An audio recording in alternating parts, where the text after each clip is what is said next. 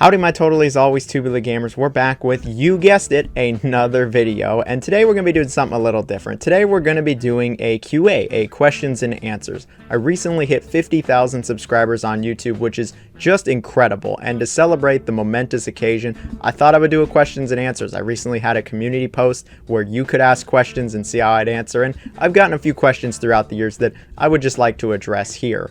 And so, yeah, sit back, relax. I thought I would do something a little different for this video. I'm actually standing here with all of my games. I'm in the studio, as the kids call it, the stew. I've actually got my mic here. I wanted, some consistent audio. There's not going to be any fancy visual effects or any gameplay or anything. It's really going to be just me standing here. So you can look away, you can close this tab, you can close your phone out. As long as the audio is still playing, you'll hear me and the music just fine. Unless you want to stare at this pretty mug, then you can watch the entire thing as well. Either way, let's just get right into some questions. And as always, thank you so much for the support. Seriously, I could not have gotten here without you. You all have been so amazing and so supportive. Like, I get emotional just thinking about it. Like, thank you all so very, very much. It really is appreciated stuff. I just love to talk about video games, and the fact that 50,000 of you all subscribe to hear me talk about games, it's amazing. It truly is amazing. And yeah, deeply from the bottom of my heart, thank you so much for supporting me and my work. And I really mean it, and I hope I can entertain you all some more with some of these questions and answers. So yeah, let's get started with that first question. Alright, but enough of all that sappy stuff. Let's get to the first question. This was easily the most asked question, not only in the comments, but really throughout my entire life. Friends, family, relatives, interviewers, etc. They always ask this question. They always go, what's your favorite game of all time? And to that I say, I don't know. Like, I've played over 2,000 games at this point. I've had so many different experiences. Picking just one to be my favorite game of all time, that's damn near impossible. And I feel like if I picked one, throughout the years, it would change drastically, like between a few different games. And I know that's the answer nobody wants to hear. I know people are going to say I'm copping out, you're cheating, just give us the answer, pick a damn game already. It's not that simple. And so what I've done instead is I picked 5 games in no particular order. And these 5 games are at the very top of my list. I can't say any one of them is my favorite game ever, but they're above 99% of the other games. These really are up there. And so for these 5 games, I'm going to go with Final Fantasy VII, that original PS1 game. Resident Evil 4. It can be the GameCube version or the remake. It doesn't really matter to me. I love both of them pretty much the same. SpongeBob Battle for Bikini Bottom. Again, it can be either version. I mean, those are basically the same game. I'll just say Rehydrated to keep things simple. Serious Sam: The Second Encounter. It can be the original version or the HD version. I love both games pretty much equally. And that last game, I'm going to go with Yakuza Like a Dragon. Well, I think Infinite Wealth is probably the better game. I love Yakuza Like a Dragon, man. I just love the story and the characters. We could be here all day talking about that. But if you want to know what my favorite game is, there. I gave you 5 of them that are basically my favorite games of all time. I think that's pretty representative of me as a gamer as well. I really like lots of different types of games. Unfortunately, there's no driving game in there, but man, I love a lot of games, and I feel like just picking one is so hard. Like, I just couldn't do it. I'm sorry. I just couldn't do it. I hope I didn't disappoint anybody, but I really can't just pick a singular game. So let's move on to the next question. So on the topic of favorite this and that, the next question that I got asked quite a bit of was, what is my favorite genre of video game? And like favorite game, I don't really have a concrete answer, and it's for a little bit of a different reason. I know I'm just winning all the brownie points here. I'm not actually answering any of the questions. Look, throughout my life, I've definitely had favorite genres of games, but it has changed drastically throughout the years to the point where I don't think I could say I conclusively have one favorite genre of games. Growing up, I love 3D platformers. 3D platformers were my jam. That was my favorite by a landslide. As a teenager, first-person shooters were totally my favorite. I loved first-person shooters. As a young adult, like really young adult, I definitely stuck to RPGs. Those were my favorite.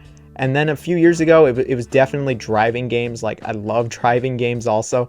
Nowadays, I don't really know, to be honest. It kind of switches between a few of them. It jumps between all of those, and then also horror in there, survival horror games as well. If I had to pick just one of those, I really couldn't. I love all of them to death, but that doesn't mean I dislike the other genres or like them any less. Like, I really love every type of game. I try every single type of game, from RPG to shooter to indies to casual games to real-time strategy games. I will not say no to any genre of game, and I really do like all of them. Some of them, again, more than others, but throughout the years, I feel like my answer has just changed so much that nowadays I can just be like, just kind of like all of them. I won't really say no to any of them. And so that probably doesn't exactly answer the question, but it's an answer. All right, so third question. Maybe I'll actually be in the center frame at this point. Who knows? This third question is, what do you think is the best game and what's your favorite game? We already went over really lack of favorite game, but when it comes to best game, man, it depends on what you're looking for. Like, if you think that driving games are the best games ever, okay, like nobody probably thinks that, but if you think RPGs are the best genre of video game, specifically turn-based RPGs, I'm gonna say, I don't know, like Final Fantasy VII. But if you say, hey, I hate turn-based, I only like action RPGs, then I'll say something like Elden Ring. There's no one answer when it comes to what do I think the best game is. I think it just really comes down to what your tastes are, what you're interested in, what makes your brain, you know, release dopamine and what you actually enjoy. When it comes to me personally, I think there's a best game for every genre that caters to my taste. But if you put a gun to my head and said, if you don't tell me 3 games that you consider like the best games ever, I'm pulling the trigger, I'd probably keep it simple. I'd be like Elden Ring, Resident Evil 4, and maybe like Baldur's Gate 3. That's what I would say if you had a gun to my head. But truthfully, I think it depends on what you're looking for when it comes to best game. There's no really right or wrong answer either. Maybe I'll actually try to answer these questions. Okay, so the next question we got here is, what is your favorite modern boomer shooter? Okay, that one I can actually kind of answer. I would say right now it's Angerfoot. Angerfoot is absolutely up there. That really is like one of my favorite games of the year. Absolutely, I love that game, man. That game was so good. Also, Dusk. Dusk is definitely up there. But right now, I'm leaning with Angerfoot. Maybe it's my recency bias, but that game was insane. Like, it was crazy fast. It was a ton of fun. Maybe not the answer you're looking for, but that was a good one. All right, so while we're sticking with favorites, the next question I got here is, what is your favorite FromSoftware game? My favorite FromSoftware game is still probably Dark Souls 1. I don't think it's the best FromSoftware game. I think Elden Ring and Bloodborne are better, but my favorite personally, what means the most to me personally, is Dark Souls 1. That first experience I had, it was just amazing. I never played any Souls-likes, and that feeling, that sense of discovery and just exploration and dying hella times and getting used to the game mechanics and playing through it with all my friends at the same time, like, it really is a memory I'm going to cherish forever. And so my favorite, it really is Dark Souls 1, but again, I know it's not their best game. Their best game is definitely Bloodborne or Elden Ring. Shoot, a lot of people even say Dark Souls 3 is better than the first one, but for me personally, what means the most to me, Dark Souls 1. Alright, so next question here, I'll just read this one off. What is your favorite game from Outright Games, Game Mill, and have you played the Nancy Drew games? I've never played the Nancy Drew games and don't plan to. As for Outright Games and Game Mill, I don't know why you would choose those publishers. They put out some hot garbage over the years. That's probably why you're asking me. Outright Games, I don't think I've ever played a game from them I actually enjoyed, so I'll just say the Grinch game. And then when it comes to Game Mill Entertainment, they put out some of the worst games ever, but they also did put out Nickelodeon All-Star Brawl 2, which is actually pretty good, and so I'm gonna go with that one. That's it for the favorite questions, so I guess we'll move on to the next topic. So this next comment had a few questions in it, so I'll just read the whole thing off. Who got you into games? First game ever played? What's your favorite console? A must-buy developer? And favorite genre? Like I said, my favorite genre doesn't really exist. When it comes to who got me into games, my parents gave me educational games as a small child for like the computer, but who really got me into games was other kids on the playground. I remember in first grade, around there I think, going over to other friends' houses and trying out games. First game I ever played, first non-educational game I ever played, I'm pretty sure is Toy Story, like the PC version, but it was also on Super Nintendo and Genesis. Favorite console? Probably GameCube. Really like the GameCube, but you know, PS2, 360 is pretty awesome. PS3, PS5, no, not PS5. And then when it comes to a must-buy developer, FromSoftware, everything they touch really is gold. That and Capcom. Nowadays, Capcom especially, like back in the 2000s, I wouldn't have said that, but nowadays, yeah, absolutely Capcom. And yeah, favorite genre, it doesn't really exist. All right, and so the next question is, what is your earliest gaming memory? I'm not totally sure. I know I played the educational games in Toy Story from like pictures. I kind of vaguely remember Toy Story. I remember being hard as fuck, but I think the real earliest memory I have is going over to friends' houses and playing Tarzan Untamed on the GameCube and SpongeBob Revenge of the Flying Dutchman. They were both brand new at the time, and I was very young. Funny enough, I've actually never gone back and played Tarzan Untamed. I've never had any interest in it, but I think that's like the earliest gaming memory that I can think of. Well, I thought the favorite questions were over, but I am completely wrong. This next one is, who are some of your favorite content creators? I'm sure this is just in the gaming space outside of, totally Tubular Jonathan.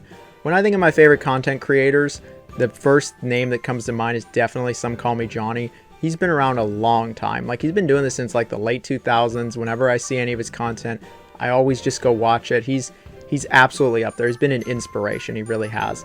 Another name that comes to mind really quick is SkillUp. His stuff is really good. It's really high quality, and his news is pretty peak when it comes to gaming news.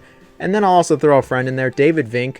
David Vink does a great job with RPG content. He's the best RPG person on YouTube, in my opinion. Like, his stuff's really good. All right, so the next question is, what is your favorite and least favorite part of making videos? My favorite part is definitely when it releases. My favorite part is definitely when I'm uploading it and I'm putting in all that information, and then when it releases and I see all the comments, I see how it's doing. I love when it releases. When it drops, like, that's when it's hype, that's when it's exciting, that's when it really feels like it all paid off. My least favorite part, it's probably when I'm like editing it and the shit crashes or freezes and I occasionally lose some progress editing. It does take a while. I don't have an editor. It really is just me doing all of it.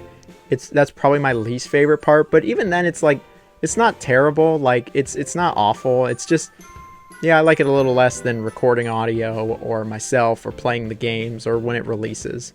All right, so this next question is kind of similar to the last one. What's your favorite part of making videos? And then how do I feel about the Darkness 1 and 2?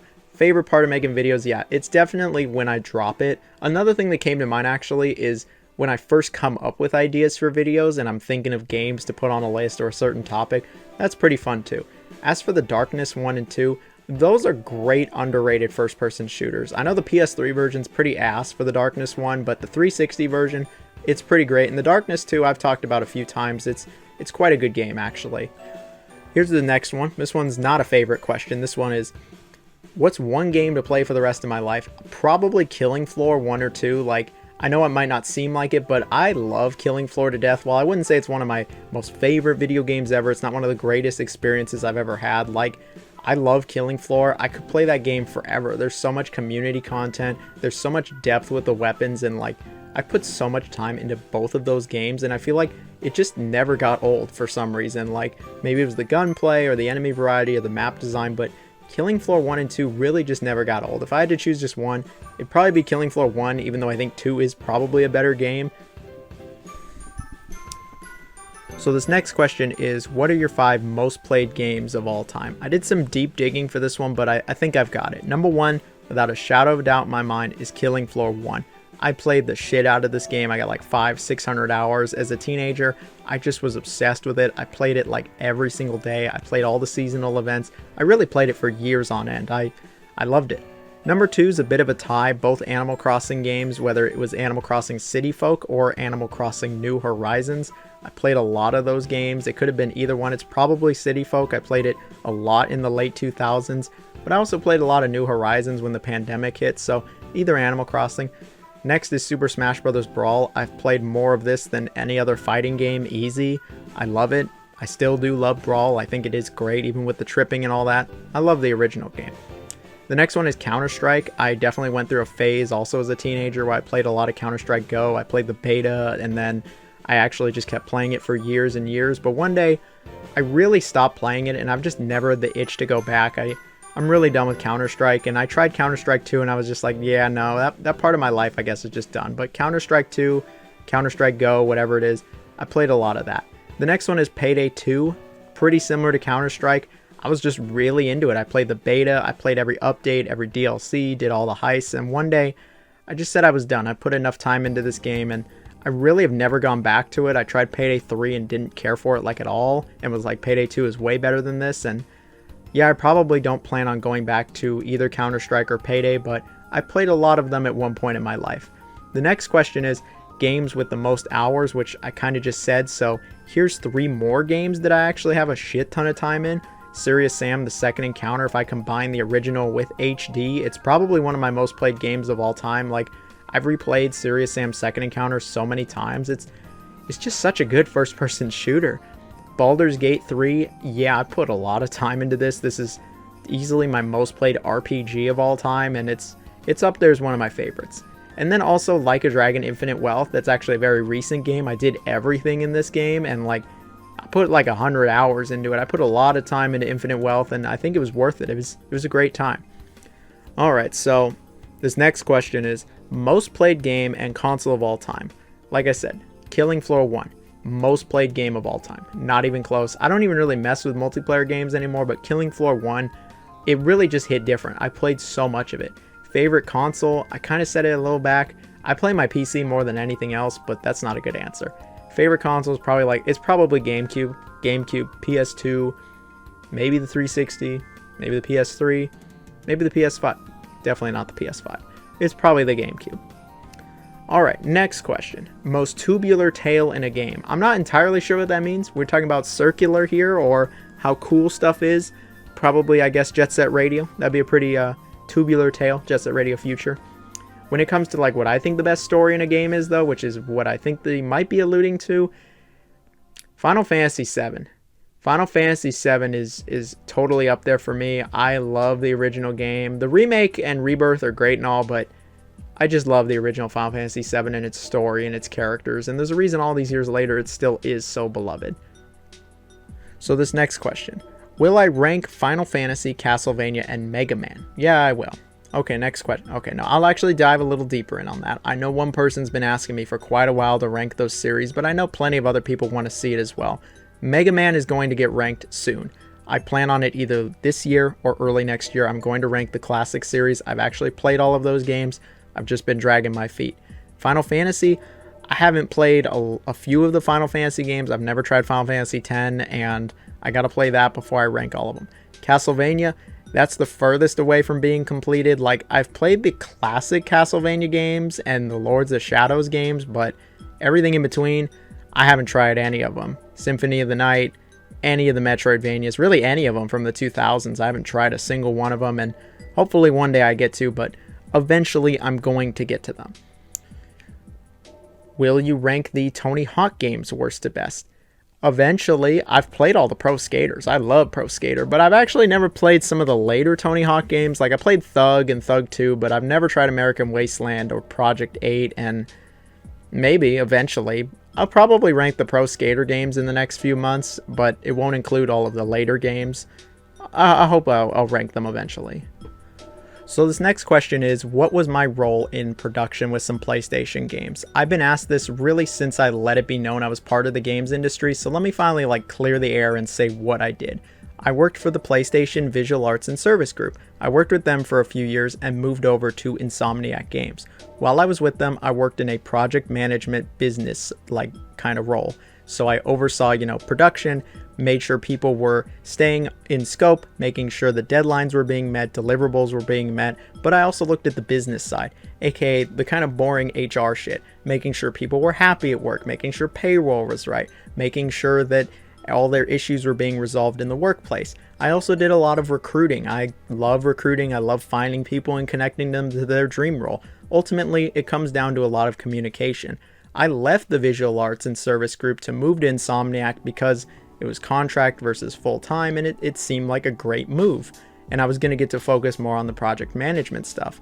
They let me go as part of a headcount reduction.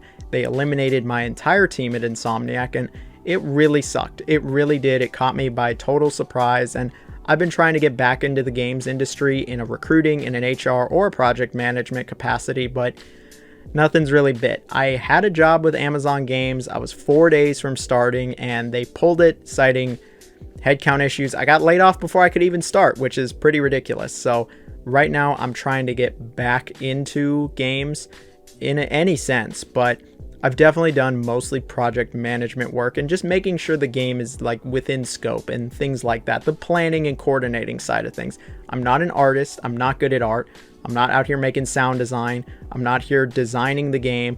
I'm making sure that everybody is staying, again, within scope. So this next question, what were some of the games I was a part of? How was it with those developers? So I was with the PlayStation Visual Arts and Service Group. A lot of people don't even know that they exist. They really work with several studios in PlayStation. They work with every PlayStation studio, just assisting with development. And so I got to see really everything at the time. I got to see Last of Us Part 1. I got to see Spider-Man 2. I got to see God of War Ragnarok, several MLB games, Horizon Forbidden West's DLC. I got to see Concord, Helldivers 2. I got to work with plenty of games. You can find me in the credits for several games. They even actually do contract work, so I got to see the Callisto Protocol, which was cool. And, you know, funny enough, I've actually never tried the Callisto Protocol, but I'm in the credits for it. How was it with these developers? It was up and down for sure, but I'm going to say it was a very positive experience. Like, it really is just, there's nothing else like it. Working with other developers, being part of a studio, there's nothing else like it. I've worked for several places now, and it's amazing. It really is amazing. For every down, there's like 10 ups.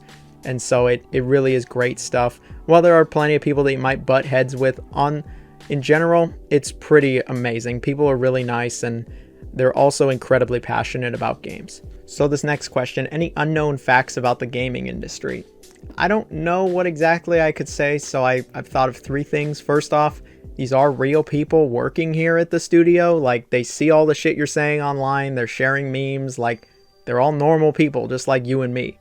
Another thing, I don't think a lot of people realize how much the PlayStation Visual Arts Service Group actually does. They really do help out with like every big AAA game by PlayStation. A lot of Concord's work was done by the Visual Arts Group, which, yeah, that entire situation is just sad, but they really do actually help out.